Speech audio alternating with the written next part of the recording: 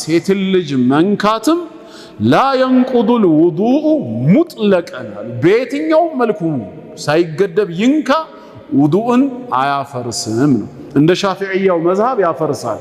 ለምን ቁርአኑ አውላ መስቱሙን ኒሳ ወይም ሴቶችን ብትነኩና ውዱ ባታገኙ ተየሙም አድርጉ ብሎ ስላዘዘ መንካት ሲባል በዛሂሩ ሐቂቃው የተፈለገበት አካላዊ ንክኪ እንጂ ሌላ ስላልሆነ ያጠፋል ሲሉ እነዚህ ሐናቢላዎቹ በተለይ ሐነፊያዎቹ ደግሞ በሸህዋም ይንካ ያለ ሸህዋም ይንካ አያጠፋም ነው ያሉት። ሐናቢላዎቹ ዘንድ በሸህዋ በስሜት ከነካ ያጠፋል ይላሉ። ያለ ስሜት ከሆነስ ኖርማል ንክኪ ከሆነ አያጠፋም ነው። የሐነፊያ ሊቃውንቶች ዘንድ ደግሞ በስሜትም ቢሆን ያልተፈቀደችለት ሴት ከሆነች በሱ ይጠየቃል እንጂ ውዱእ ግን አያበላሽም። ውዱእ ያበላሻል የሚል ግልጽ ነገር የለም። ቁርአኑ ላይ የተጠቀሰው ያው እዚህ ጋር ይመጣል ግብረ ስጋ ግንኙነቱ ነው እዛ ጋር የተፈለገው መስ የሚለው እንጂ አካላዊ ንክኪ አይደለም። ለዛ ደግሞ ማረጋገጫው ነብያችን ሰለላሁ ዐለይሂ ወሰለም ወደ ሰላት ሲወጡ አንዷን ሚስታቸውን ስመው ወጥተዋል።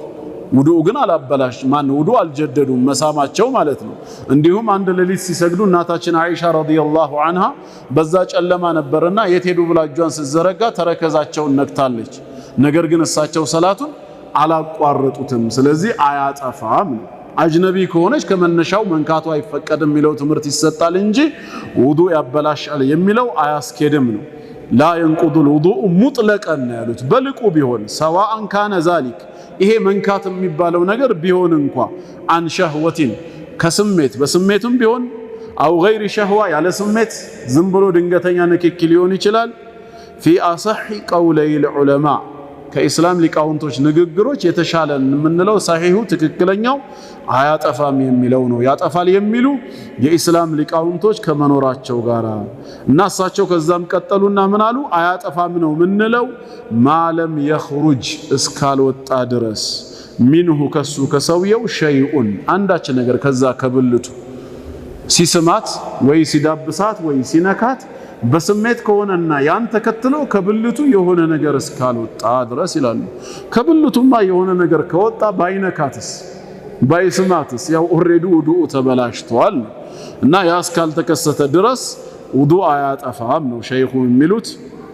لأن النبي صلى الله عليه وسلم ምክንያቱም የአላህ ነብይ ቀበለ ስመዋል بعض نسائه ከሚስታቸው አንዷን ስመዋል። ከሳሙ በኋላ ግን ثم صلى ወደ ሰላት ወጥተው ሰግደዋል። ولم يتوضأ ውዱእ አላደረጉም።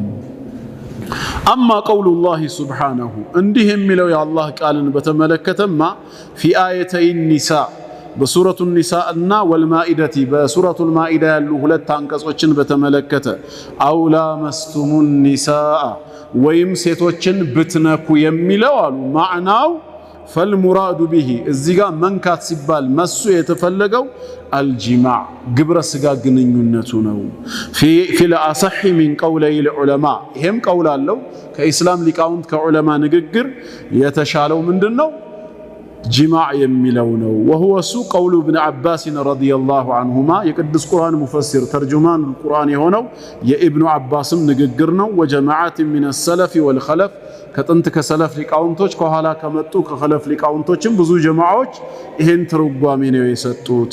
والله ولي التوفيق ሐቅን የሚገጥመንና ረዳታችን እንግዲህ አላህ ነው። እኛ በደረስንበት ይሄ ነው አቋማችን እንደማለት ነው።